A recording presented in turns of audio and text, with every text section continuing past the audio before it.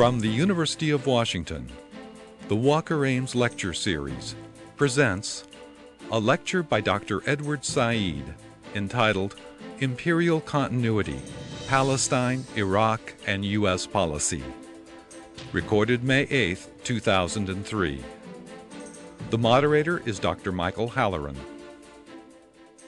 To introduce tonight's speaker is my colleague and longtime friend, Hazard Adams, Professor Emeritus in the Department of Comparative Literature. Professor Adams is one of the most distinguished members of the university faculty. He is known to many as a critic, a theorist, a novelist, a poet, and he is going to introduce tonight's speaker, Dr. Edward Said. Hazard? Any proper account of Edward Said's intellectual life would reveal an astonishing breadth of interest and accomplishment. Some here may not know or may have forgotten that he is a distinguished literary critic and scholar. His books, Joseph Conrad and the Fiction of Autobiography, and Beginnings, both broke new ground. His collection of essays, The World, the Text, and the Critic, contains essays of enduring importance in the history of criticism in the last half-century. On a hot, muggy evening in Evanston in someone's living room some years ago, I heard and watched an apparently cool yet intense Edward perform splendidly on the piano.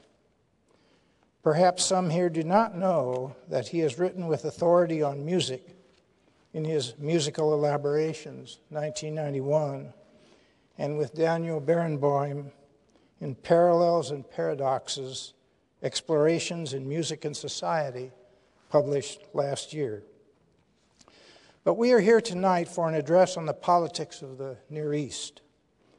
It is the topic for which his work is most widely known today, though his specific present concern has frequently been expressed by him in larger intellectual contexts. That context is, of course, exemplified in one of the most influential books of the last half-century, Orientalism, where his literary and political interests enforce one another, and in the later Culture and Imperialism, plus numerous books on Palestine and related subjects. It's perhaps no surprise to us, given the number of books he has published and the range of his activities, that in his memoir entitled Out of Place, 1999, Edward Said confesses, quote, "I have no concept of leisure or relaxation," unquote. It is quite surprising, however, that he says he has no concept of cumulative achievement. We are surprised, too, to learn that he conceives of himself as permanently out of place until we realize that he has been almost everywhere that is intellectually important to be. In that sense, yes, he has been out of place, or rather in place, almost everywhere. Edward Said's work has been dedicated to bringing out of darkness that which has been ignored, forgotten, repressed, suppressed. There's an important moment in his memoir where he described looking at some old home movies taken by his father. I quote, "The films exclude so much, seem contrived and rigid as they positively ban any trace of the effort and uncertainty of our lives," unquote. He marvels how discussion of, quote, "the problem of Palestine and its tragic loss should have been so relatively repressed, undiscussed, or even remarked on by my parents." His work has been, as criticism should ideally be, a filling of such blanks. It is well symbolized by the title of his 1981 book, Covering Islam: How the Media and the Experts Determine How We See the Rest of the World. Edward Said's career has required bravery that belies the timidity he writes of in his memoir. He has had to endure insults, surely actionable, and he has had physical threats and attacks on his property. In his memoir, he writes, quote, "When I began to be involved with politics, both my parents strongly disapproved. 'It will ruin you,' said my mother. 'You're a literature professor,' said my father. 'Stick to that.' His last words to me a few hours before his death were, 'I'm worried about what the Zionists will do to you. Be careful.'" Care is the characteristic of all sound scholarship.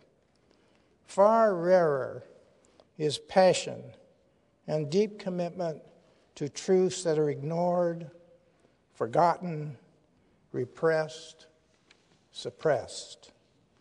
It's my honor to introduce Edward W. Said, whose topic is Imperial Continuity, Palestine, Iraq, and U.S. Policy.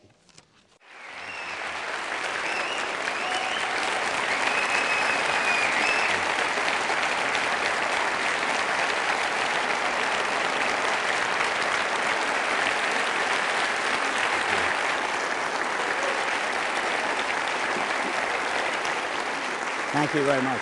I'd just like to mention that and recognize the family of Rachel Corrie, whom you may recall was tragically killed. Well, it's not the right word, tragically, but horribly killed, I should say, by an Israeli bulldozer in the southern Gaza town of Rafah.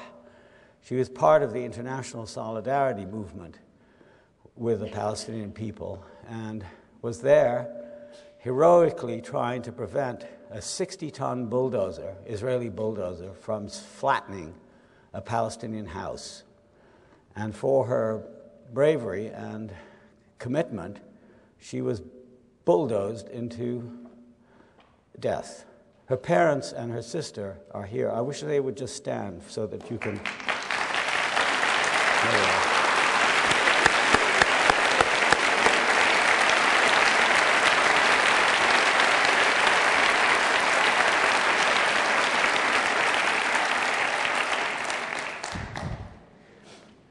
I'm convinced that during and since the end of the American and British war against Iraq, the word America and its adjective American have been used more times than ever before by everyone.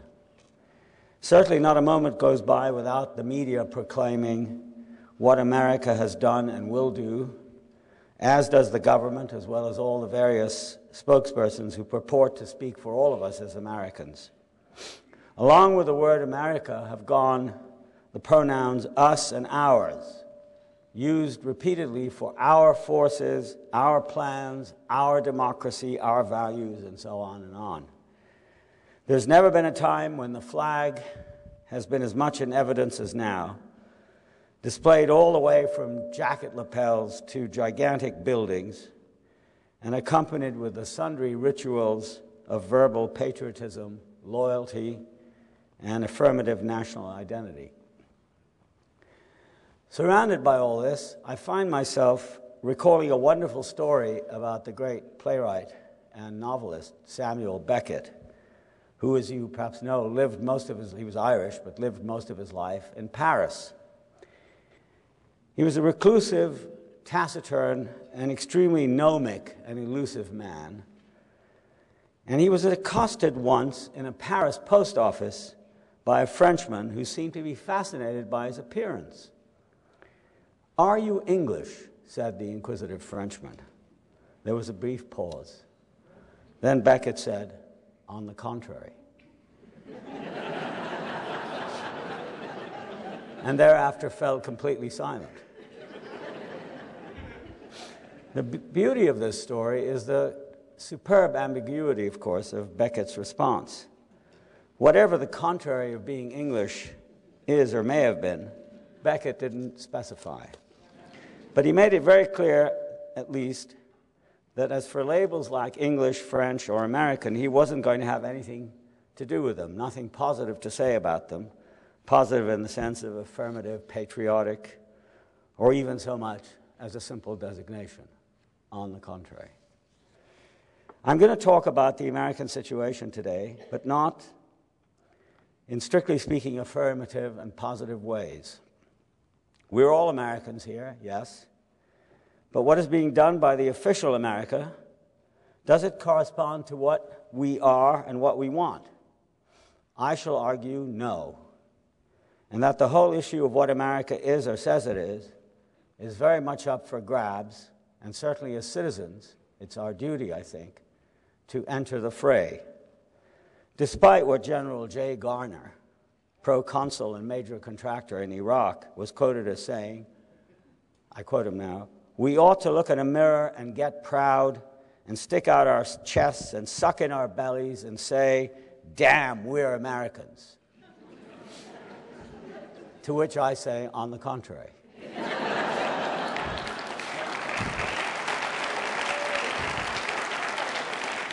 Nevertheless, I don't have any ready formula for what is America or American, because I shall argue, as I did in my book Orientalism, that identities are very much made or constructed in comparison with other similarly constructed identities, and that the America that we see today in the Middle East, for example, is something that needs to be examined and rediscovered for the formidably complicated and frequently destructive thing that it really is, despite all the festivals of joy and victory that we seem to be celebrating about what happened in Iraq and may happen again elsewhere in the region. My own view is that there are many Americas, and that very pluralism is precisely what is so unique and precious about this amazing country. Its immigrant population, its diversity of races and cultures, its openness to the whole world. I believe all that is now threatened by a narrow, chauvinist view of America that dominates the country by the current Washington administration, turned in on itself, threatening our basic freedoms and most of all our democracy, as well as threatening the world itself in hectoring, belligerent, moralistic, and intolerant terms and actions.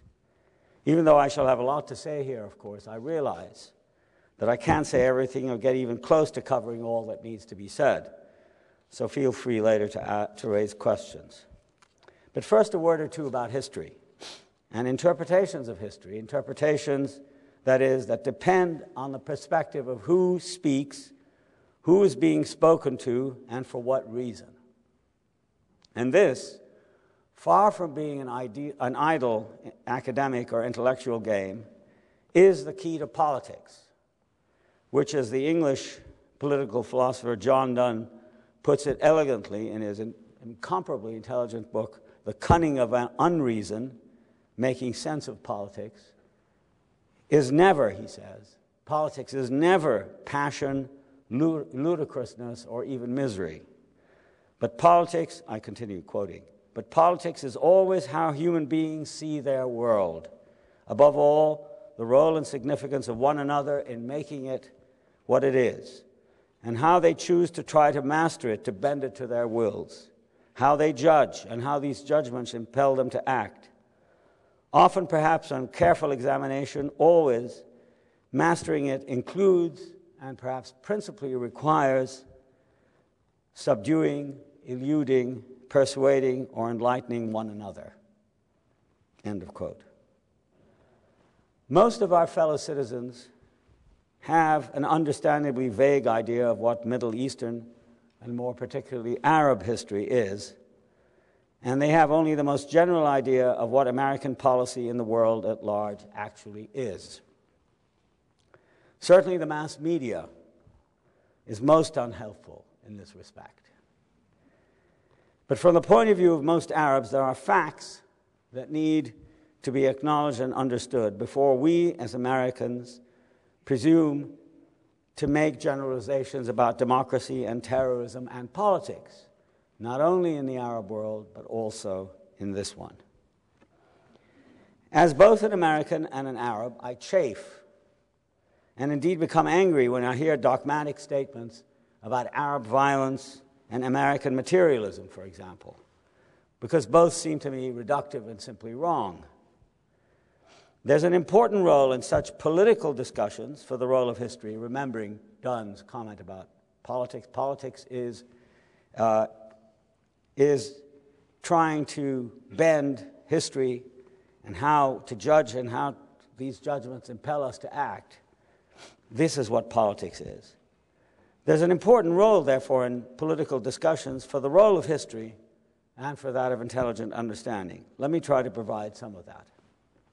The Arab world, from the Mediterranean to the eastern borders of Iraq, and, I mean by the Mediterranean, I don't mean just the eastern Mediterranean, I'm talking about the whole of North Africa, the Levant, and then to the eastern borders of Iraq, has been ruled by outside powers, that is to say non-Arab powers, continuously since the 16th century. First, it was the Ottomans. Then, after they were defeated in World War I, it was the British and the French.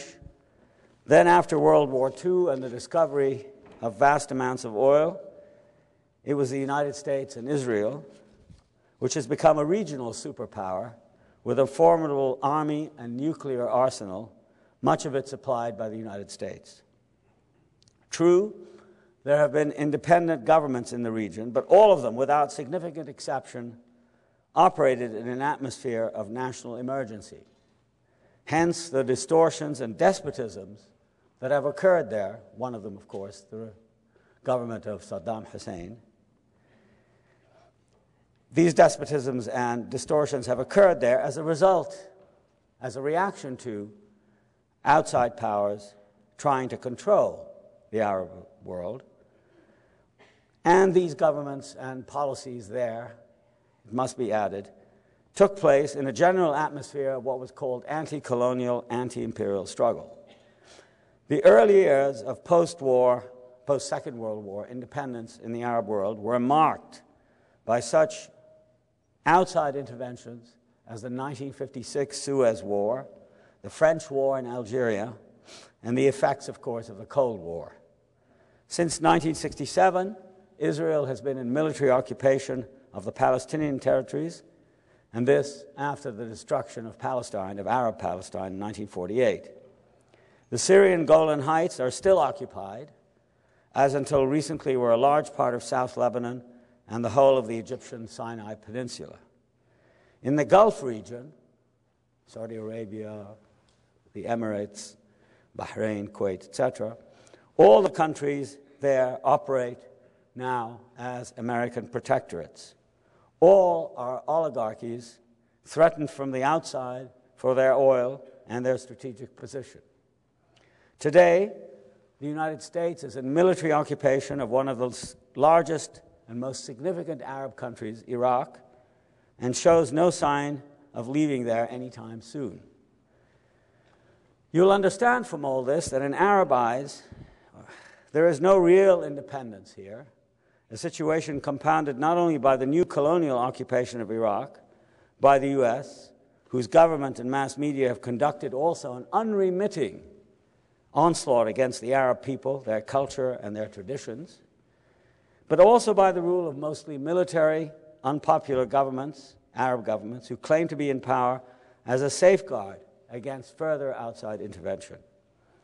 Every Arab will tell you that these are unrepresentative, these Arab governments in place now, are unrepresentative and repressive governments that derive, in the end, from the fate of living in an area which, for all sorts of cultural, geopolitical, religious, and historical reasons, outsiders have had designs on what they feel is their land, their world, their resources, and their fate.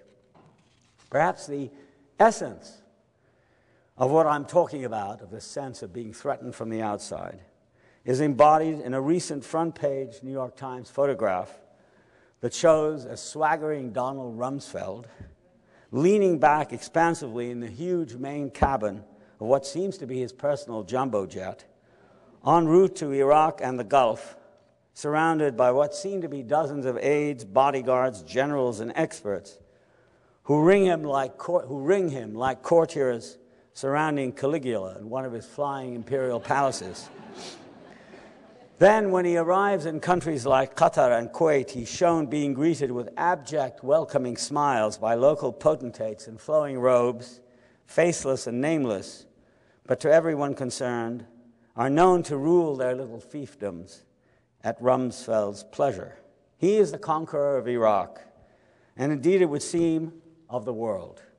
In the background are the string of U.S. military bases from the Gulf to the northern Caspian Sea in about 15 countries, to say nothing also of many, many more bases in dozens of countries elsewhere in the Pacific, European, and Northern commands. To an Arab seeing all this, a new outside power has come to change lives there irrevocably. You will appreciate that this is not a pleasing prospect. So in short, I think it's wrong to say that imperialism ended. It didn't. Although, in fact, the British and the French empires may have ended. It continues today in forms that, as Americans, should make us feel deeply uncomfortable and dissatisfied with the fact that we are following, as an empire, in the footsteps of all the others. I've spent a lifetime studying empires. Every empire, in its official discourse, says that it is not an empire, that it's different, and that it has the unique history and power to do things for culture and civilization and democracy that no one has attempted before. Lodged at the very heart of the official American undertaking in the Middle East is the same imperialist thing, except that Bush, Rumsfeld, and the others have a media and many intellectuals who have internalized the official and much reiterated theme of American altruism and beneficence and never question or are bothered by what it is that we do. That is why one is grateful for occasional glimmers of edifying honesty, such as was offered recently by Michael Ledeen, a member of the Pentagon's advisory group and a veteran of the Iran-Contra scandal, now the holder of the Freedom Chair at the American Enterprise Institute. I quote, "Every 10 years or so," he says, "the United States needs to pick up some small, crappy little country and throw it against the wall just to show the world we mean business." In fact, however, most of us are lied to and manipulated. Journalists were embedded in military units and saw only what they were allowed to see. Moreover, everything they wrote had to be approved by the Pentagon.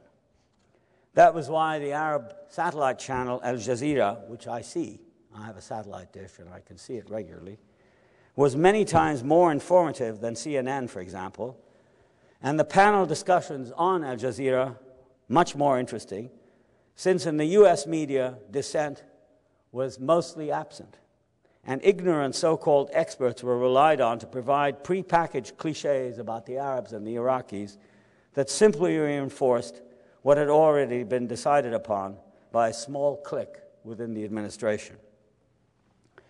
The case against Iraq as warranting an enormously expensive and destructive war, now estimated at about $80 or $90 billion, was, in my opinion, entirely confected to conceal and disguise the two reasons that wars are usually fought for: material interests and conquest.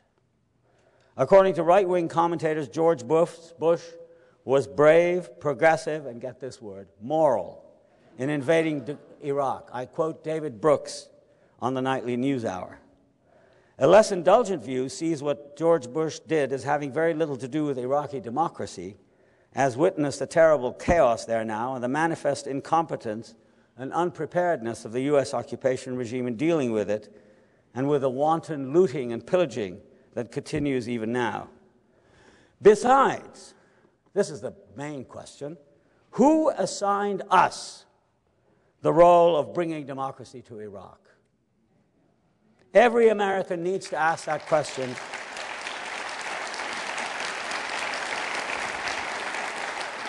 Every American needs to ask that question very seriously. Beyond the self-glorification of our totally self-invented mission, the real reasons for this war were oil and domination. And this is why there's been a convergence between extremist Israeli and U.S. hawkishness. Ask yourself the question, if Iraq had been the world's largest exporter of oranges, would there have been a war?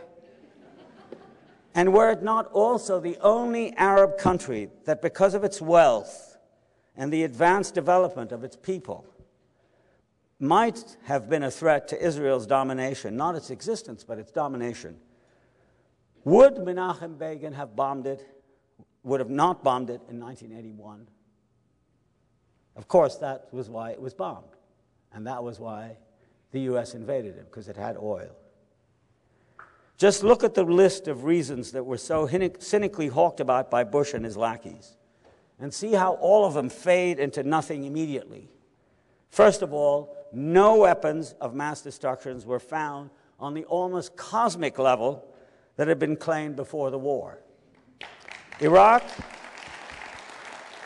and of course, some of the media, I mean, you take Judith Miller of the New York Times, who's there every day to assure us that they're about to discover that they thought they found them, that some defector did it, but then he changed the story and the weapons were not found. She reports this every single day in what is considered the newspaper of record. She's a disgrace to her profession and to the media in general. Another reason, Iraq was portrayed as an imminent threat. This is the phrase, I'm quoting directly George Bush, that Iraq is an imminent threat to the security of the United States, 7,000 miles away. Rubbish. As the 20 useless missiles fired incompetently by the Iraqis into the Kuwaiti desert amply testify. Another false claim, Iraq's is a fearsome military machine. Nonsense. The war was over in 3 weeks because, as the media never remembered to mention, Iraq was a country with a population already bled dry by the U.S. and British sanctions, its population decimated by repression and malnutrition, the morale of its people sapped, and the reality of its culture and human actualities completely effaced from public consciousness.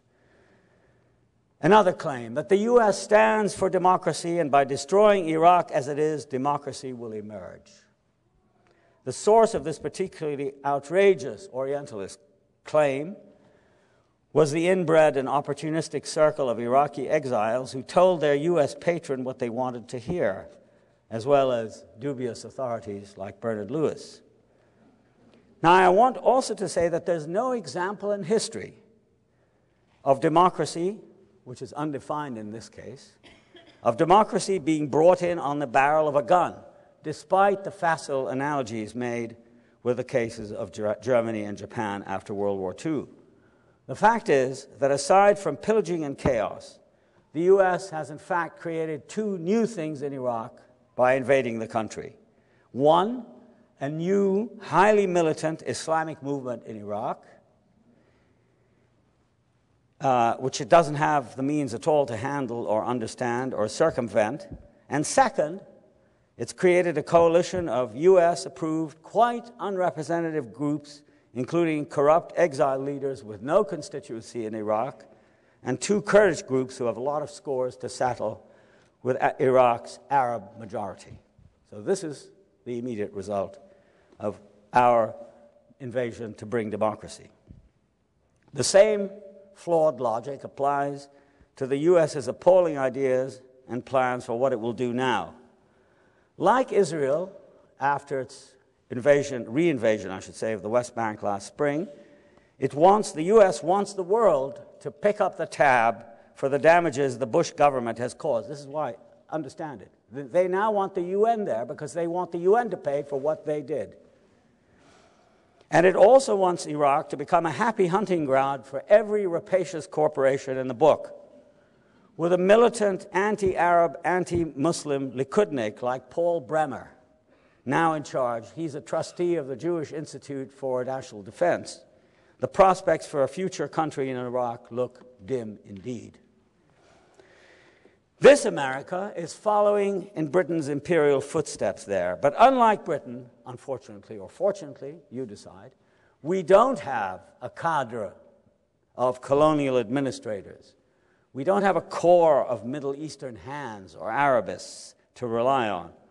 All that seem to be present are ideological hawks whose ideas come out of their head and books they've read, and whose ideas are dominated by a virulent pro-Israel and anti-Arab bias at the expense of the lived experience. all of it at the expense of the lived experience of actual, real people. It makes you weep. As for the argument that Iraq, I'm still going through the list of arguments for the war, that Iraq had violated UN resolutions. You remember, it's violated the UN resolutions, as George Bush said. Well, it's true, it did violate them. But the violations by Israel and the United States have been far greater.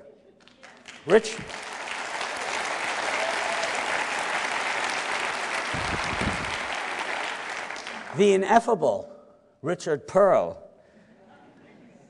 has delivered himself of the standard American line when he said in The Guardian, shortly after the war ended, that the UN was dead and deserved to die. What didn't occur to him or to anyone else is that the UN was not created to serve the US's imperial vagaries, but exactly the opposite. This was a war universally acknowledged, therefore, to be illegal and immoral. The whole of the world felt that.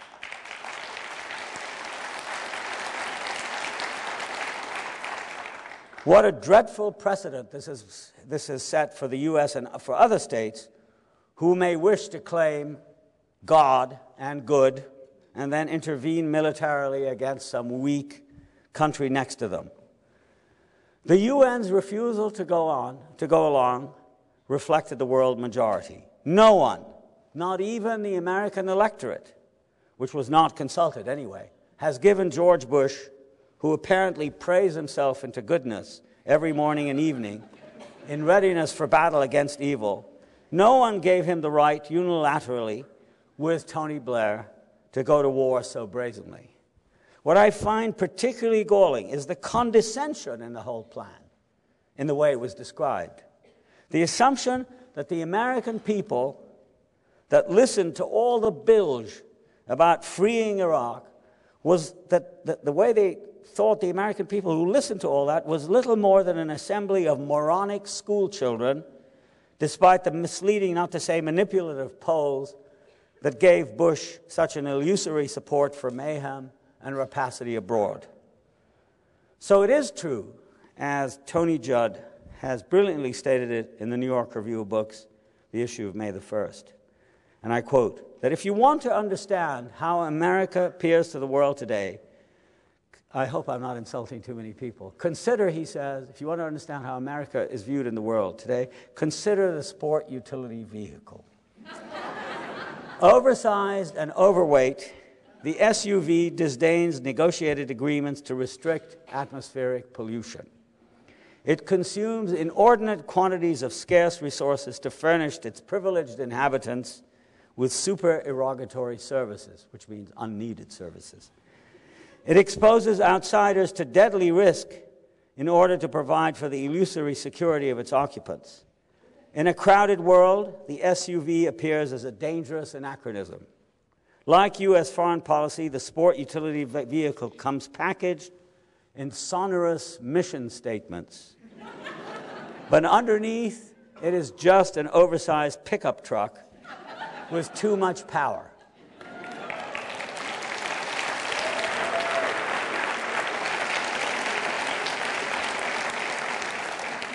In the Arab world, America is now mainly known for its interest in oil, its disdain for Arabs and Muslims, and its blind, unconditional support for Israel's systematic human rights abuses of the Palestinian people. In all, an intolerable record of extremism, sheer sadistic cruelty, and obdurate willingness to accept the equal existence of another people. It is not at all accidental that the American campaign in Iraq and before it in Afghanistan against world terrorism has been cynically accompanied and exploited by General Sharon, who must have been jolted on a June day last year to have heard himself described by George Bush as a man of peace. In this country, we are all so used to cliches about Israel's democracy and its precarious existence that we're simply unable to see what, behind all the murk and the propaganda about wanting peace, Israel has really been about, with full U.S. backing. The Iraq campaign bears all the marks of Israeli attitudes to the Arabs. from the racist idea that they only understand the language of power, to the arrogance of trying to impose their will upon everyone, to the notion that if they don't fit in the area, then the area has to be changed by military means. Look what Sharon did in Lebanon in 1982, and the 17,000, mostly civilian Palestinians and Lebanese, he was responsible for killing when his armies tried to change the Lebanese regime and failed. Look also at what Israel has always done to the Palestinians. I'll come to that in a minute.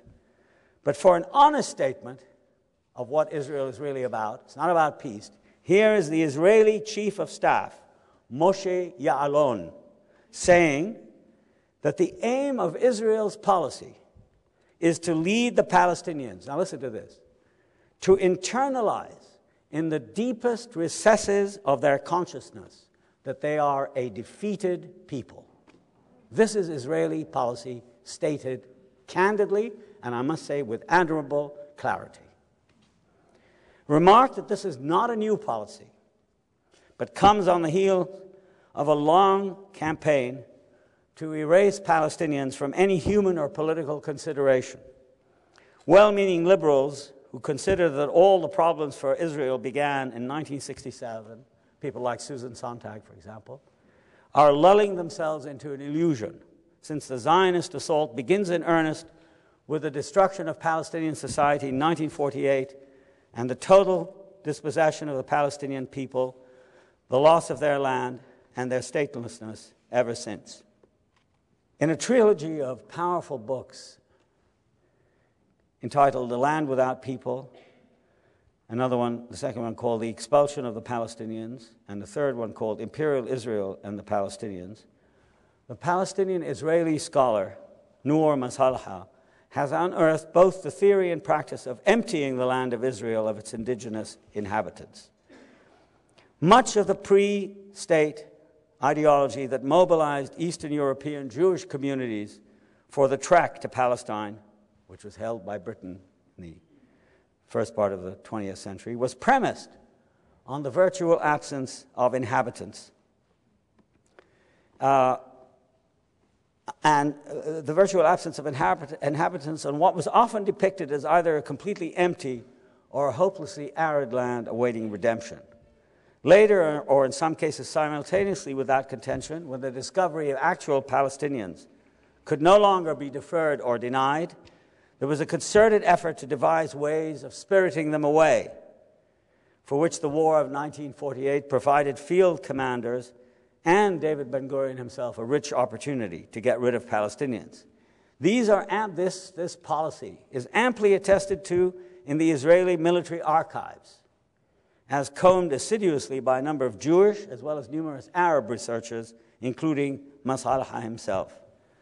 Since 1967, the desire to efface and or repress what has remained of Palestinian life in the cities and villages of the West Bank and Gaza has remained an often explicitly Israeli goal, recently hidden inside the polemics of a war for Israel's survival and a defense against terrorism. But whether its new Jewish citizens liked it or not, Israel was always encumbered by Palestinian memory, which is one of the things I'm focusing on here. It's not as if a whole existence of a people can be easily wiped away like a footprint in the sand. The sheer banality of such a possibility is too obvious to require more comment here. What I would like to note is that the power of memory in the Palestinian collective mind has persisted. The more Israel has unilaterally exerted its considerable force to bury the Palestinian past, as it were, there has therefore been a painstaking collective and yet uncoordinated Palestinian memory that has maintained Palestinian history since the disaster of 1948. Palestinian cinema is one result. What has remained of the vastly dispersed fragments of history since 1948 have been painstakingly collected by Palestinians over time as objects of memory.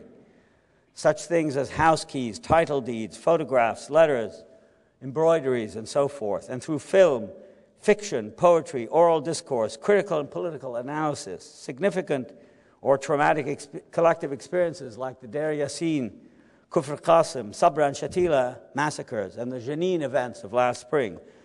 The significant episodes of Palestinian suffering have been preserved along with the national life that bore and outlived them. I remember writing in 1982, during the Israeli invasion of Lebanon, that whenever one of us had an opportunity to speak in public, there was a requirement to start narrating the collective national narrative as if from scratch. No freestanding Palestinian story was available that could place before the world the chronological sequence of dispossession and catastrophic loss that has so disfigured and mutilated contemporary Palestinian life. Such a sequence has been interdicted in all sorts of ways, far too many times by such things as the carting off by Israeli soldiers of Palestinian archives in Beirut during the 1982 invasion. And only last year, the Israeli occupation army similarly removed records, computers, hard drives, statistics from Palestinian offices at the Central Bureau of Statistics on the West Bank, the Ministry of Education, and elsewhere in the occupied territories. Whether this was meant to put a stop to Palestinian national life, just short of full ethnic cleansing, I don't want to speculate here. But that such procedures are of a piece with claims that Israel is fighting for its life, and that in occupying and destroying everything possible by tanks, bulldozers, F-16s, and Apache helicopters, which were also used in Iraq by Americans, it is defending itself against terrorists who happen to have no army or viable defense or means of waging war of any description. That seems totally obvious. In any event, the great narrative of Palestinian life hasn't yet been achieved, or for that matter written, any more than the fulfillment of its logical national aspirations have been fulfilled, although it seems just as obvious that there is no regression, no flagging among Palestinians everywhere on that inexorable drive. Despite all this, a Palestinian nation in exile or in waiting has emerged with an unmistakable outline and personality of its own. And it has attracted heroic supporters such as Rachel Corrie to come and join the ranks in solidarity with the struggle for human rights and Palestinian rights in particular. The vast networks of institutions, groups, and collectivities scattered all over the world that sustains the continuity of Palestinian national life is an amazing thing. It has drawn not only on the mobilized energies of Palestinians everywhere, but also on the widespread, the dazzlingly widespread commitment to them of their friends, allies, and comrades all over the world. The obstacles placed before the path of the Palestinians on a daily, minute-by-minute basis cannot be overestimated. Each of them a conscious, willful abuse of human rights, collected from literally everywhere in the history of colonial brutality against indigenous people, but now protracted into several different regimes of oppression. Note, please, first, the utter inequality of power between stateless and dispersed Palestinians and the collection of Arab states who offend their humanity, who dehumanize them, but who nevertheless house them. There's a story in yesterday's or today's paper about refugee Palestinians in Iraq who were housed in Iraq where they had no place to go. And today, as a result of the end of the regime of Saddam Hussein, these same the continuation of the tragedy is so horrible. These same 40,000 Palestinians who were given homes in Iraq because they were kicked out of their own homes are now being kicked out of the homes by Iraqis who say these are their homes. And of course, the Palestinians have no place to go. In countries where Palestinians have been fortunate enough to acquire citizenship, there are invidious laws that discriminate against them as somehow different from the rest of the population. This is sadly true even in the United States. Inside Israel, non-Jewish Palestinians are underrepresented. They are juridically not allowed rights of immigration, land acquisition, or leasing. These rights are automatically accorded the Jewish citizens of the state. Since late 2001, extra pressure on them as a community has been applied, even though they represent over 20% of Israel's population. As for the West Bank and Gaza in particular, where Rachel Corrie lost her life, the 36-year-old military occupation, now the longest and most brutally sustained in modern history. You don't ever get that on the news. You say Palestinian violence or extremists, but you're not reminded, as you should be every day, that this military occupation has been there for 36 years without a let-up for 1 minute. This has taken a horrific toll in the human condition of the Palestinians on every level. In fact, short of genocide itself, I cannot think of a single one of their human rights as a people that has not been violated with a kind of refined viciousness designed to dehumanize, break their spirit, and humiliate them to a degree that is simply stupefying. What's made it worse is how much of this has been willfully shielded from witnessing eyes by propaganda about fighting for survival against terrorism, claims that in any other instance would defy the credulity of the most gullible intelligence. The sheer inequality between the average Palestinian and the average Israeli is breathtaking, and you're never shown this on television. You will say something disapproving about those terrible suicide bombers, Palestinian suicide bombers, and I will agree. But how many Israelis have had to live through the demolition of their houses, of entire villages, blocks of flats, shopping districts, by bulldozers? How many Israelis have had to endure missile attacks by Apache helicopter or rockets from American-made F-16 fighter jets? How many Israelis have to be stripped and searched at checkpoints on an hourly basis, as every Palestinian has to be stripped at checkpoints, 300 checkpoints on the West Bank and Gaza, manned by 17 and 18-year-old Israeli conscripts carrying M16 rifles supplied by us.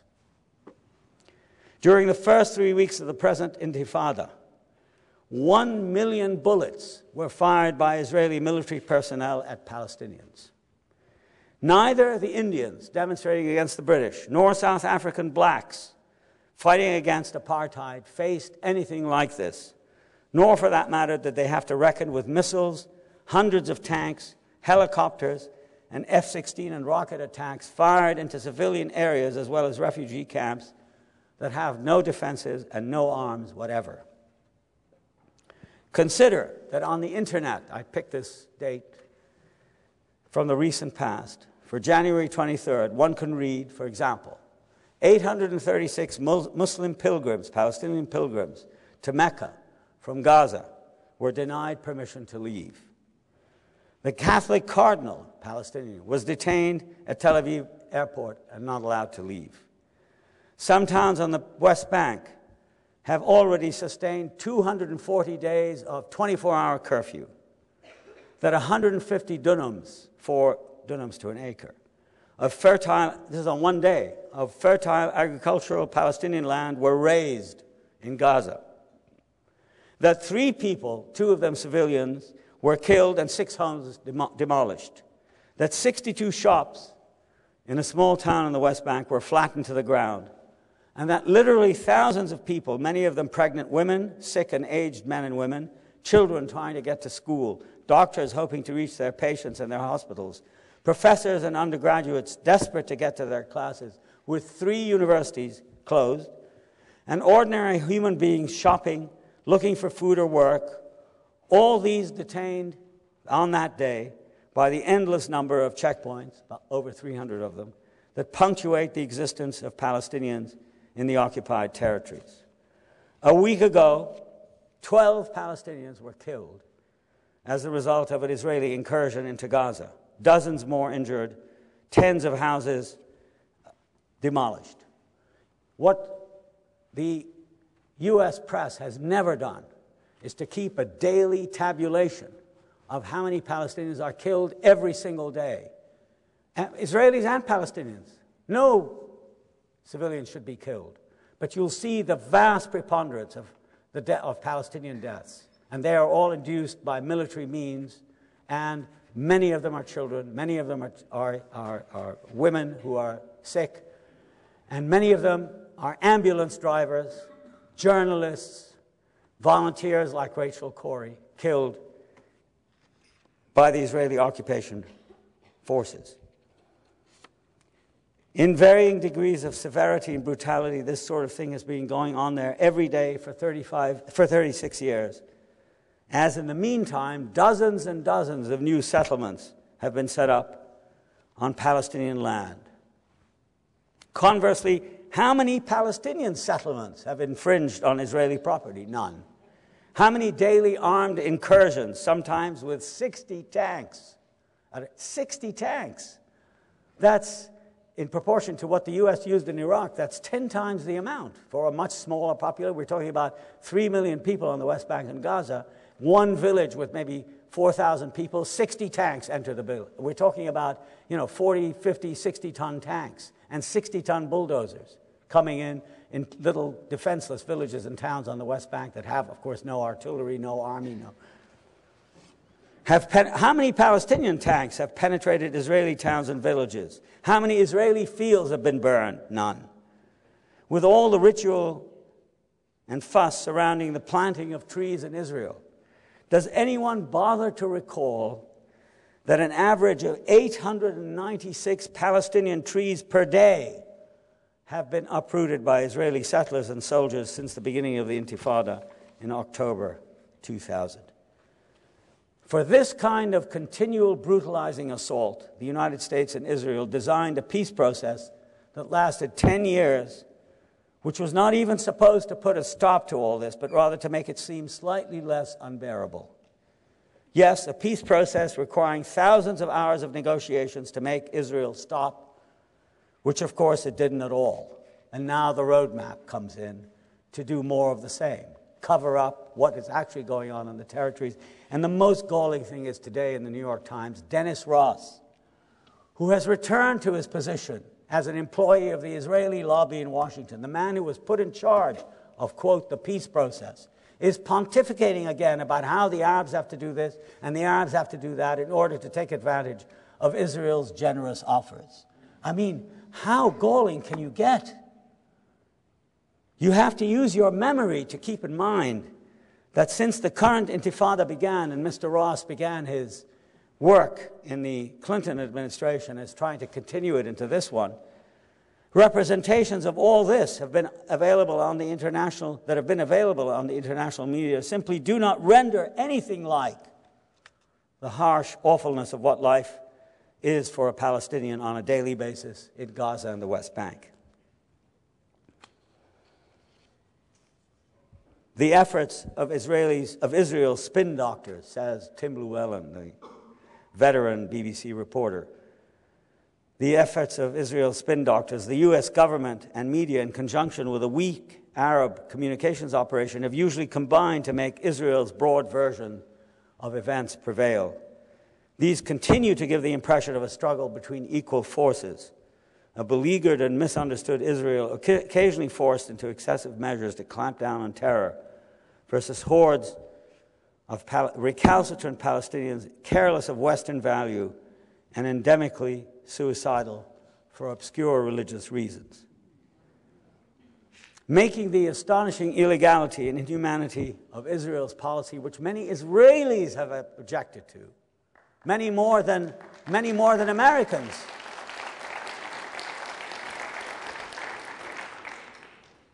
Making it even more difficult to recall this policy and see, not only for outsiders, so to speak, but even for Israelis themselves, is that, as Amira Haas writes in Haaretz, she's a wonderful Israeli correspondent who has lived first in Gaza and then on the West Bank. She writes much more critically of Israel than any American journalist has ever done in the mainstream media. She writes for Haaretz, which is the Israeli New York Times. I mean, that may not be a great compliment, but I quote her, a person, she says, could travel the length and breadth of the West Bank without ever knowing not only the names of the villages and cities whose lands were confiscated to build the Jewish settlements and neighborhoods, but even the fact that they exist. Most of their names cannot be found on the road signs. And from a distance, the calls of the muezzins and the streets empty of people seem like an aesthetic decoration. A Jew traveling on the almost empty roads of the West Bank would think that there were no longer any Arabs. They do not travel. They're not allowed to travel. Can you imagine the racist discrimination? These are roads for Jews only. Arabs, you have to go on the dirt roads. And I'm quoting her. They do not travel, they're not allowed to travel on the wide roads used by Jews. End of quote. It is equally significant of the assault on memory and visible reality that the entire Gaza Strip, which contains over 1.3 million Palestinians and a mere 4,000 to 5,000 Israeli settlers who control the water resources, as they do elsewhere in the occupied territories, and are protected by thousands of Israeli soldiers. The entire Gaza Strip is surrounded by an electrified wire fence, making Gaza, as an Israeli journalist has noted, in effect a gigantic cage. Both Ehud Barak and now Ariel Sharon have pressed ahead with the building of a fantastically expensive wall, 25 feet high and 12 feet across, or 8 feet across, running the entire length of the West Bank from the north to the south, almost 250 miles, at a cost, obviously, that we're going to pay as taxpayers, of course, which, quite apart from destroying more Arab land and separating towns from their farm acreage on a vast scale, is designed to blot out the existence of Palestinians. I mean, South African apartheid, they were kids compared to this. This is delusional.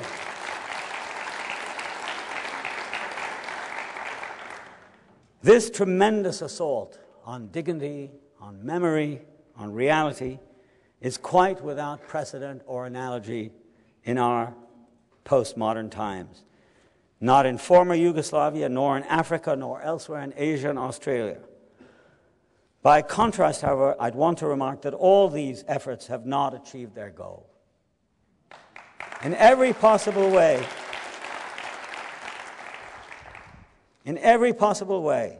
the diverse actualities of Palestinian identity, far from being a negative or passive thing, have grown first and foremost a culture of human rights and democratic process. We don't need to get it from the United States.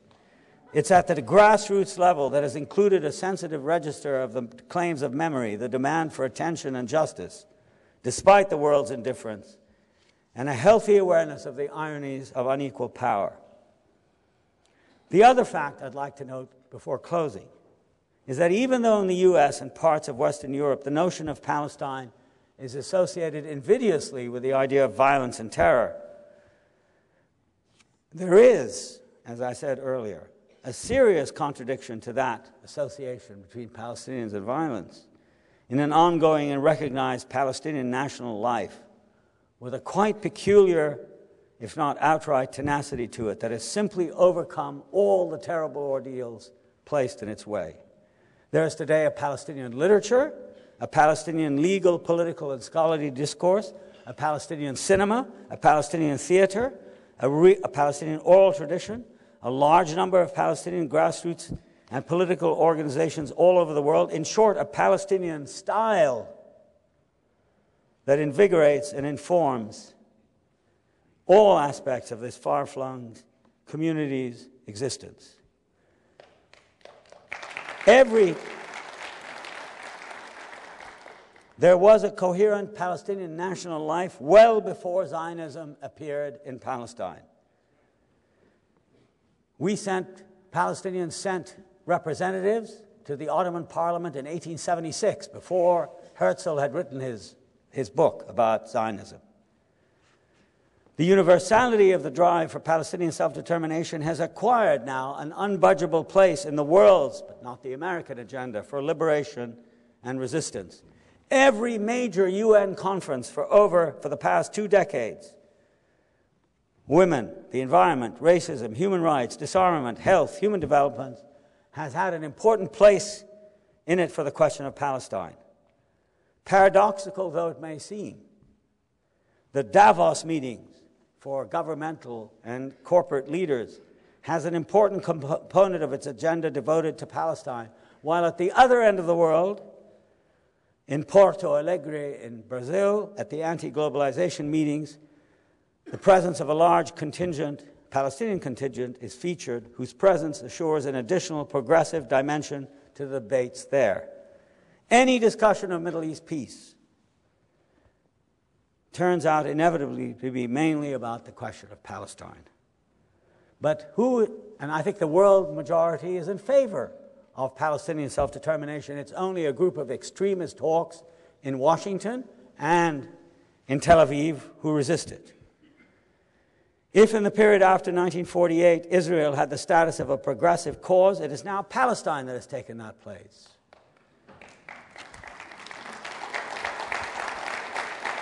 One needs only think of the support Israel in the post-war period had from such people as Jean-Paul Sartre and Simone de Beauvoir to gauge how far from that position it has today fallen. As some of its local homegrown critics like Amos Elon and Avishai Margalit have noted, sadly, since the first Intifada of 1987, Israel has been transformed dramatically the world over into a symbol of oppression and injustice, lumped together with the U.S., and this is really the theme of my talk, for its imperial arrogance, its supremacist attitudes, and for its inhumane policies towards the Palestinians over which it has ruled for so long. And very important has always been the presence of an increasing number of Israelis fighting their own government's policies in favor of Palestinian human rights.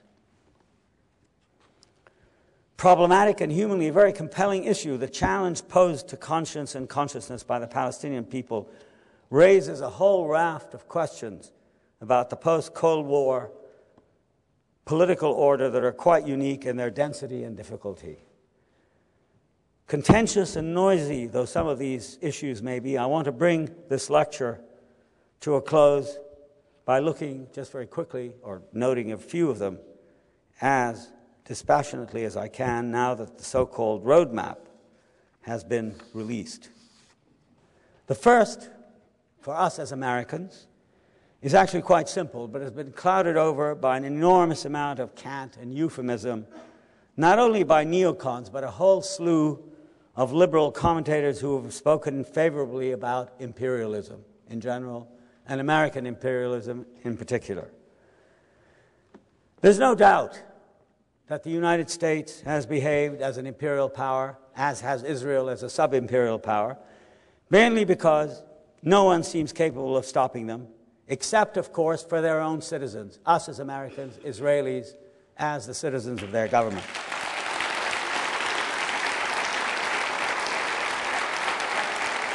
What we all saw in Iraq is, or ought to be, compellingly repugnant to us as a people whose republic was born out of the desire to be free of the imperialist rule of an earlier power. For us to go around the world imposing our will militarily, or having it imposed by people who do not, in the final analysis, represent values of independence, but rather those of hawks, business executives who are cynically ignorant contempt for other people, and see imperial situations like that of Iraq as an opportunity to land lucrative contracts, and ideological pundits who have convinced themselves that the U.S. abroad represents altruism. This is the craziest idea I've ever heard. All of this is a major disaster for our country. Think of the vast amounts of money, the hundreds of billions of dollars wasted on imperial exploits, money which could far more profitably be used here for schools, for universal health coverage,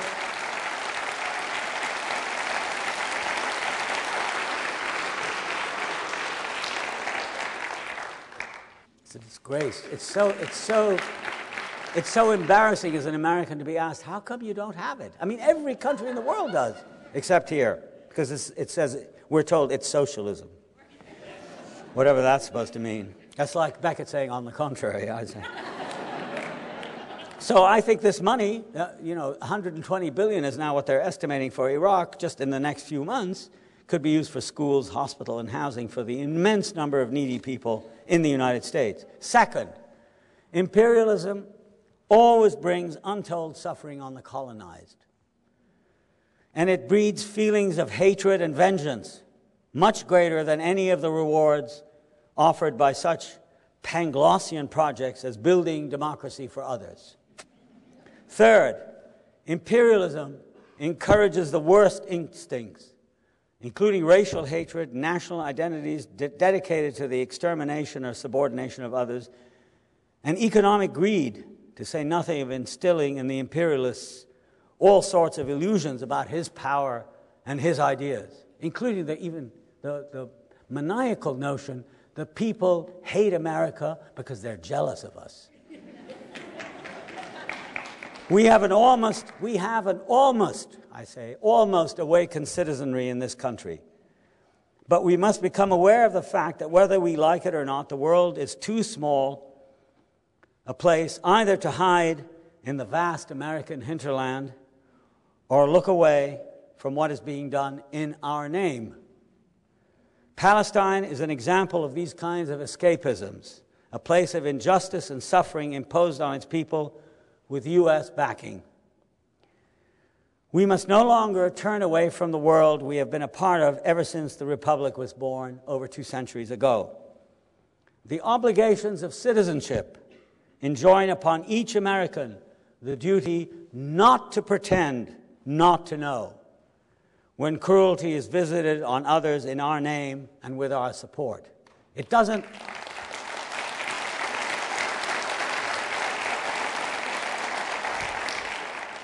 What I cannot understand is how we are supposed to feel okay that bombing by B-52s at altitudes of 30 and 40,000 feet are part of an advanced technological military. What is that supposed to make us feel? Good? That we can do it by hurting? I mean, that's the structure of terrorism right there. Hitting innocent people with these bombs they can do nothing about. The obligations of citizenship require us, therefore, to take back our ideals and become, once again, a secular republic rather than a faith-based empire.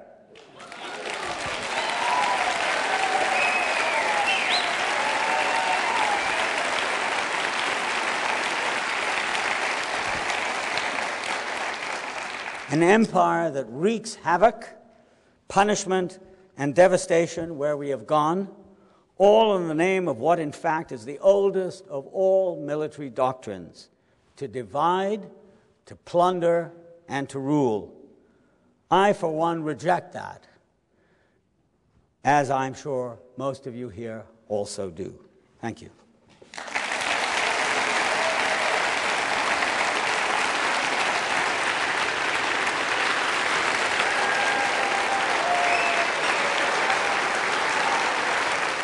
Thank you, Professor Saeed, for your thoughtful critique, your passionate call for a sensible policy, but one that will lead to peace. It was obviously very inspiring. We now have an opportunity for questions. When you entered, you had received, or if you wished, a card. We're going to collect them. We have volunteers, and I have a few to start with. So if I may, it's a big one, but obviously a central one. Will there ever be peace in the Middle East? And if so, what will it take to bring it about? I think there will be, but I've come to the conclusion that even with the tremendous will and resourcefulness and bravery of the Palestinians fighting the daily immiseration they have to face by Israeli occupation, there has to be a change in U.S. policy. It seems to me absolutely clear that Israel could not be doing what it's doing now, which is basically to reject and to stand in the way of what is obviously its international obligation, namely to vacate the territories it occupied illegally in 1967, and thereafter to recognize the sovereign existence of the Palestinian people in its own state, that Israel cannot continue to refuse to do that were it not for the unconditional support of the United States. That is to say, I'll give you a perfect example. The roadmap, which is a plan to bring peace between Palestinians and Israelis, a plan written by the so-called Quartet, the Soviet Union, Russia, the United Nations, the United States, and the European Union, has been accepted outright by the Palestinians. The Israelis have not accepted it. And Sharon has said that he will not accept it until he comes to Washington in June and to speak to George Bush about his, I don't know, I've heard 15 objections, I've heard 100 objections he has to it. But the intransigence of Sharon and his people would not be possible were it not for the support of Washington.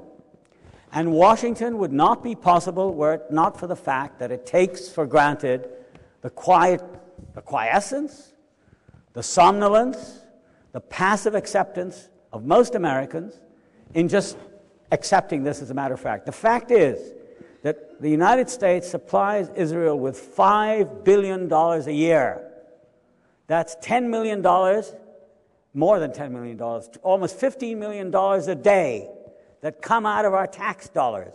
And unless we say this is not in our interest, we are creating enemies of not just of the Islamic and Arab world, but of the whole world, compounded now by the Iraq War. This is not in our interest as a people. It's unjust, and it causes misery. We are subsidizing the misery and suffering of others. Unless we say that, then the policy will simply go on and peace will never happen, because people don't give up that easily. Sharon and his tanks will continue. They get them from Washington. They don't pay for them. And I find that outrageous. They're using American weapons to kill innocent Palestinian women and children, and men and boys and everyone. And we just sit back and say it's okay. Why? Because most people are pretend they don't know, are afraid of being called anti-Semitic, don't want to take on the Israeli lobby. I mean, one could give a lot of reasons for it. But this, in the first place, this is money that should not be spent abroad in any case. It should be spent here where we need it, on tremendously crisis-ridden areas like education, like, as I mentioned, health insurance. I mean, there are thousands of things that we could better spend the money on here than supplying Israel with more tanks and fostering this incredible illusion that Israel is at risk. Israel is a major superpower now. It has an arsenal of 200 nuclear weapons. It has the most advanced air force in the world after the United States. It has a navy. It has every kind of artillery, and it's supplied by us with anti-missile defenses. What's that all about? It's simply a suicidal policy for the United States and for Israel. And unless we, as American citizens, exercising our sovereign right to have a say in foreign policy, to have a say in the expenditure of the dollars that we pay the Congress through our taxes, this will go on more or less forever. So my idea is that we need an enlightened, an emboldened, a mobilized people, not just for peace between Palestinians and Israelis. That's terribly important, of course, but also for the other derivatives of that problem, which are the militarism and the kind of imperialist idea towards the whole world, that we are somehow outside, perfectly and arrogantly expressed by Bush when he abrogated refused to sign the Kyoto Protocol on pollution. We all live in the same world, and the problems of the world are interconnected. Terrorism, the environment, human rights, they're all part of the same pattern, and we have to be able to see them that way. And until we act on the basis of our real human obligations and entitlements, there'll not only be no peace in the Middle East, there'll be no peace anywhere. And I think this is really one of the things that an imperial power wants. It wants to create, as I said at the end of my talk, to divide and rule, to keep the world in a state of perpetual anxiety so that American dominance can prevail. I'm against that. I think it's immoral, and it is leading the world into areas where all kinds of new problems are emerging. And I think, as I say, the key to the whole thing is citizens' awareness and action. Professor Said, do the Zionists have any historical claim to the lands of Israel? Of course. But I would not say that the Jewish claim, or the Zionist claim, is the only claim or the main claim. I say that it is a claim among many others. Certainly the Arabs have a much greater claim because they've had a longer history of inhabitants, of actual residents in Palestine, than the Jews did. If you look at the history of Palestine, there's been some quite interesting work done by biblical archaeologists. You'll see that the period of actual Israelite, as it was called in the Old Testament, dominance in Palestine amounts to about 200 to 250 years.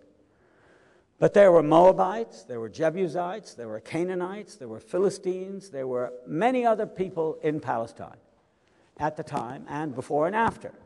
And to isolate one of them and say that's the real owner of the land, I mean, that is fundamentalism. Because the only way you could back it up is say, well, God gave it to us. Yes, but I mean, Christians think that God gave it to them, and Muslims think that God gave it to them. I mean, that's not a rational argument.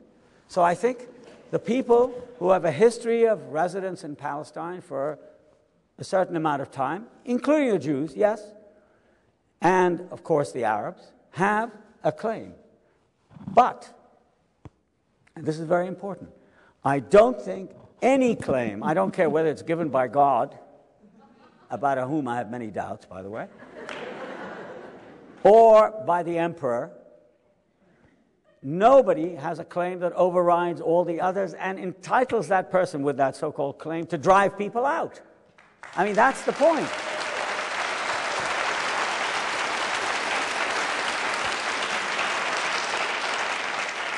This is a very, very important point. I mean, Jews have a claim, and I've never denied that. Of course they do.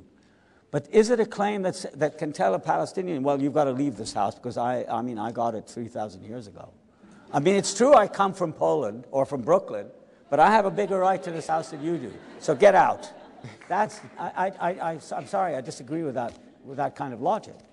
And if there was some way, as there seems to be now, there's a formula accepted by the world, and shared also with many Israelis and many Palestinians, many Arabs, for sharing the land. I mean, I think that's the better way to look at it, than say, no, one claim is superior to all the others.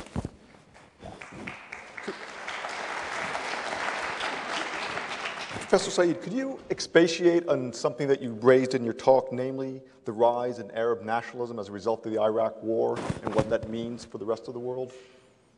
Well, I didn't really talk about the rise of Arab nationalism. The rise of Arab nationalism is much older than the recent war in Iraq. But I certainly think that most people in the Arab world watching the war, not on CNN, which gave a very distorted view of it.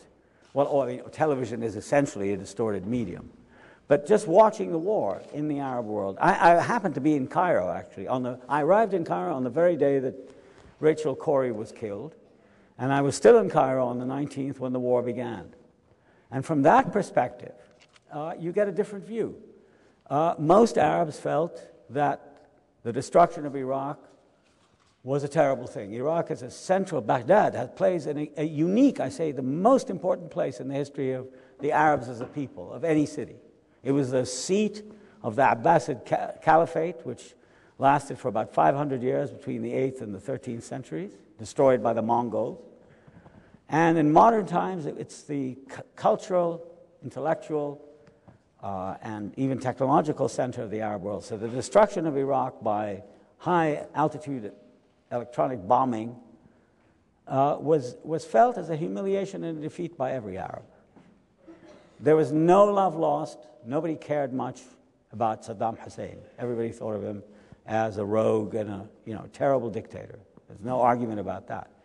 But the sense of invasion of the Arab space by an outside power, namely America, has increased. I suppose that's a form of Arab nationalism. And I think there's also a general feeling around the world, it's not exclusively an Arab thing, but I think there's a feeling in which many people share it, namely, what is the United States doing over there in the middle of Iraq? The Army and Jay Garner and Paul Bremer and all the rest, and Bechtel and Halliburton and Standard Oil, and we're going to be there for a very long time.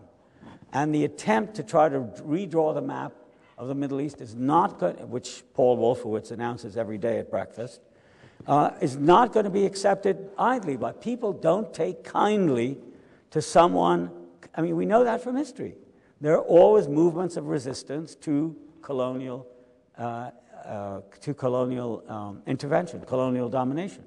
It was the history of the French Empire, the British Empire, the Dutch Empire, the Belgian Empire, and so on. And I think this will happen there too. So I think that's very important to consider. And last point to be made is there really is a very strong cohesion between different kinds of Arabs who speak the same language, who read the same books, watch the same television, share a history.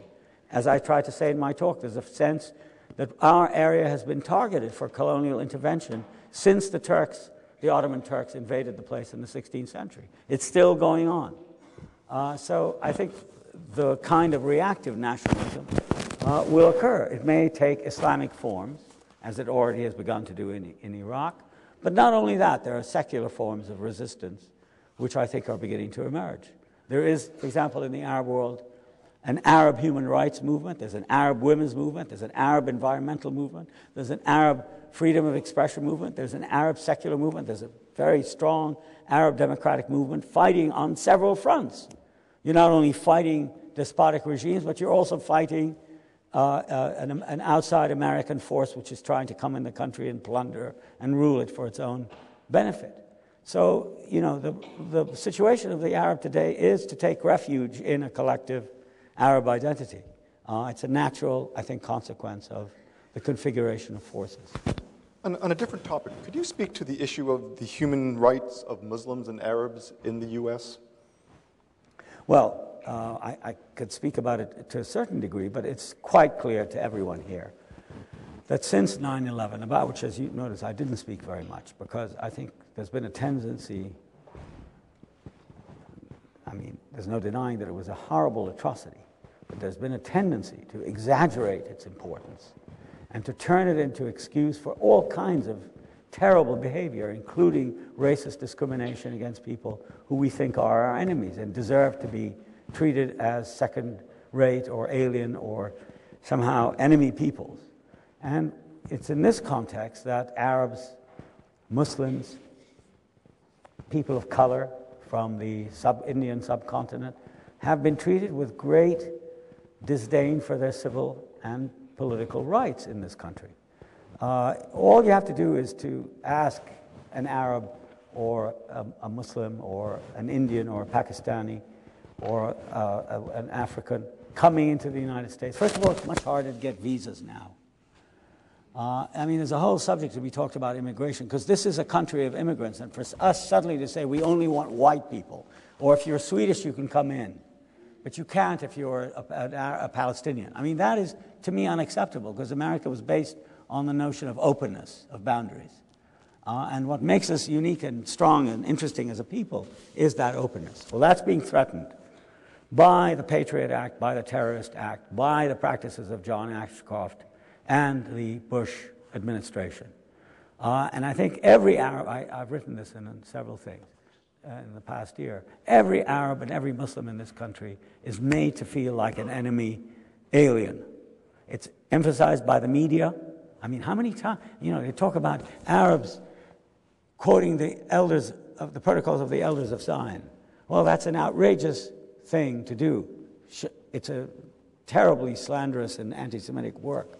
But, on the other hand, how many times have you seen on American television Arabs referred to as camel jockeys or towel heads? How many movies with Arnold Schwarzenegger killing hordes, dozens of Arabs, just spray killing them all? The Arab is an object of hatred, of violence, of terror, and Islam as a religion of violence. Franklin Graham, Jerry Falwell. These are important figures in the my voice is going, in the United States. And this has added to the climate of antagonism and bellicosity. The slander of Arab civilization, of Arabic culture, all of these things have made it very difficult for Americans of Arab and Muslim and subcontinental descent to survive this period. But, again, I think there's now beginning a reaction to this. A very different question, just to change the pace for a second. What's your favorite novel? The one I just read. Which was? Flaubert's Sentimental Education. Okay. I mean, I taught it also. You paint a picture of an entirely innocent Palestinian victim. What of those who, long before 1948, expressed dreams of vanquishing Jews from their land and who continue to do so today? How can Israel respond to such threats? Well, look, consider it this way. There was the establishment by force of a new Jewish state for Jews and only for Jews in lands that were principally populated by Arabs. This was a process that began at the end of the 19th century, culminated in the war between the Arabs and the Jews in 1947 and 48, which the Arabs lost. It meant the end of and the destruction of a flourishing society and country. Two-thirds of the Arab population became refugees. It's difficult to treat that with pleasure and a sense of welcome. I mean, you know, everybody has had the experience of losing something very important in their life, but a collective loss on that scale necessarily involves in the people so affected feelings of resentment, of anger, of vengeance, and all sorts of other things. I think it's an entirely natural thing. I think it was a fundamental injustice done to the people of Palestine. I never, ever use the words innocent or guilty. Never. Because what does it mean to talk about national entities as guilty or innocent? However, there is more guilty and more innocent. And I think in the relationship between Arab and Jew in Palestine, the preponderance of suffering has been that of the Arab, not of the Jew. The Jew, of course, suffered terribly in the Holocaust, in the genocidal and great waves of persecution in the Christian world, of anti-Semitic persecution in the Christian world. But so far as Palestine is concerned, Palestinians played no part in the Holocaust. They were the ones who were sinned against rather than the sinners. And Arabs, this is not to say that Arabs are exonerated. I could go into all of that. I'm not going to bother, really. Of course, Arab states and Arab individuals, etc., have done horrible things. There's no question about it. But I'm talking on the collective level. Palestinians have lost everything.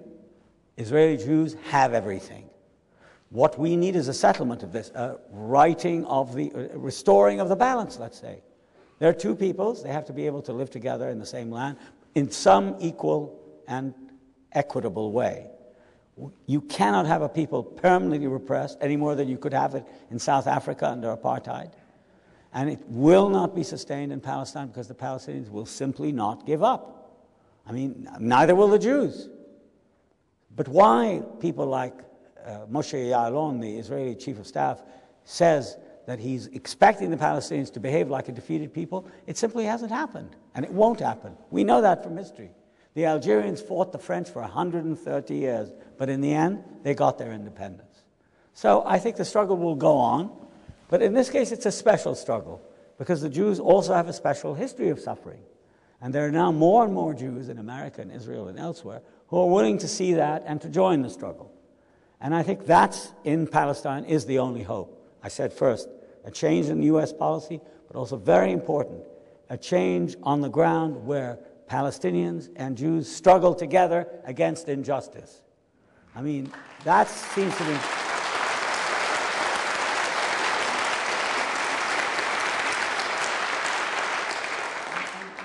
I mean, it's very important to say this over and over again. There is a massive injustice now being done to one people by another. I mean, as I said in my talk, if you show me an example of Palestinian tanks invading an Israeli village and destroying 60 houses and killing volunteer workers like Rachel Corrie and destroying the lives of a whole village of Israelis, I will condemn it. In fact, I do condemn it right here and now, before it happens. But at the same time, I expect people to condemn what is happening to Palestinians by Israeli military force, when Palestinians are unarmed, they're undefended, and they're simply abandoned to this terrible fate every day. Where, I mean, one has to be able, Israelis, I think, should be able to deal with their own soldiers and say, look, this is not a war of our national existence. This is a war of oppression against another people. It's a colonial war. Some have already refused to serve in the occupied territories, and I salute them for that. And that's not about innocence and guilt. It's a question of justice and injustice, of the moral obligation to refuse orders that are manifestly unjust and are issued as collective punishment against a largely defenseless civilian population. A question about U.S. imperialism. Yes. Do the dangers of U.S. imperialism always outweigh the potential benefits of foreign military intervention? Or are there cases where fascist or totalitarian brutality might justify limited intervention? I agree with that. I mean, yes. There are some cases, like when the United States is attacked by a large armed force, as happened. Well, I can't really give any examples of when it happened, but when it happens, I'm for self-defense. I think, yeah, I'm not a pacifist, by the way, don't get me wrong. So I'm certainly for defending the United States against attack. I am not for the idea of defending the United States by attacking countries 8,000 miles away on the off chance that they might attack in the next century, and therefore... But as for American intervention, I think it's a very complicated subject, and I refuse to accept the idea that we are an altruistic power. Look what we did in Germany and France, Germany and Japan, after, of course, we destroyed them. Well, there was a Cold War. It was in our interest to rebuild Germany and Japan. Yes, I mean, it was a great thing to do. I'm not for a moment putting it down. But it's not an uncommon... That's what I'm trying to really hit at, is these caricatural, ridiculous attributions to countries and civilizations of are they good or are they evil? I don't know. I mean, they're both. And the United States, is a country. It's not a person. And countries act in country-like ways. And I think those can be discriminated, they can be analyzed, they can be judged. And I'm not saying that every intervention, everything America does abroad is bad, is imperial. I don't think that. For example, the United States has a long history, an honorable history, of attempting to establish places of education. I mean, many people from the United States have gone to the Middle East, for example, my part of the world. My own history, my family's history, is intimately tied to the United States by virtue of education, American institutions of education, schools, colleges, universities in the Middle East. Those are very important things, as are the volunteer workers like Rachel Corrie who go out, express solidarity, live with, and become part of the human community. But I'm talking about military intervention that can be quite easily analyzed as having to do with control and dominance. And I think that is something that needs to be opposed. As I said, I'm a historian of empires. And all of them go the same way. There isn't a single exception. They all do the same thing. They all say the same thing. They all say they're bringing democracy and enlightenment. And people speak out of different sides of their face. De Tocqueville, the great student of American democracy in the United States, who was very critical of the United States when it came to its treatment of the Native Americans and the African Americans. The moment France enters Algeria, he's the biggest imperialist of the lot. I'm serious, really. He thought it was for the glory of France that it should destroy Algeria, the natives of Algeria. So, I mean, one has to be able to have, I think, a consistent set of standards, humane standards, humanistic standards. And in the end, I think it's important to oppose great power. I think great power acts, in the end, immorally. There's no such thing as a great, beneficent power. This ridiculous thing that people like Michael Ignatieff and I can't think of Fareed Zakaria and all these recent pundits, liberals who claim America, well, it's a benign empire. Well, It's an oxymoron.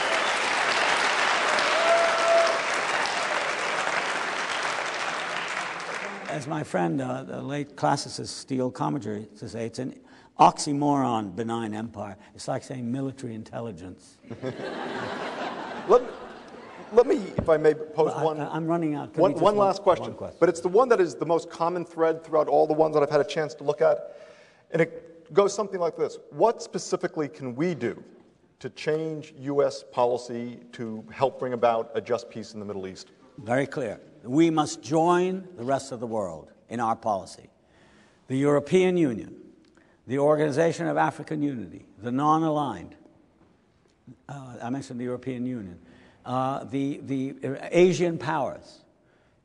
In short, the entire world, with the exception of Israel and the United States, and I think Costa Rica and Micronesia, who always vote against these things, have had before them a set of UN resolutions that are in the books now, at least since 1967. We went to war in Iraq saying that he violated UN resolutions. Well, we've done the same.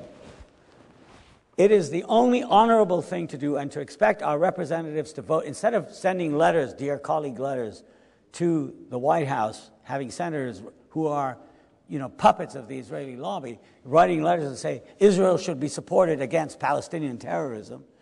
We should tell these so-called representatives of ours that they don't know what they're talking about, that in fact Israel has violated, as we have violated, UN resolutions, UN Security Council and General Assembly resolutions that make it quite clear that Israel has to end the occupation, withdraw from the occupied territories of 1967, including Jerusalem and the Golan Heights, and accept the world consensus. There's not, when you think about it, there's nothing to be negotiated on. These are occupied territories. We need people like Rami Rumsfeld to tell us these are so-called, well, they were occupied in 67, and according to the UN, according to the World Court, according to international law, according to every known standard, Israel has no right to be there. So,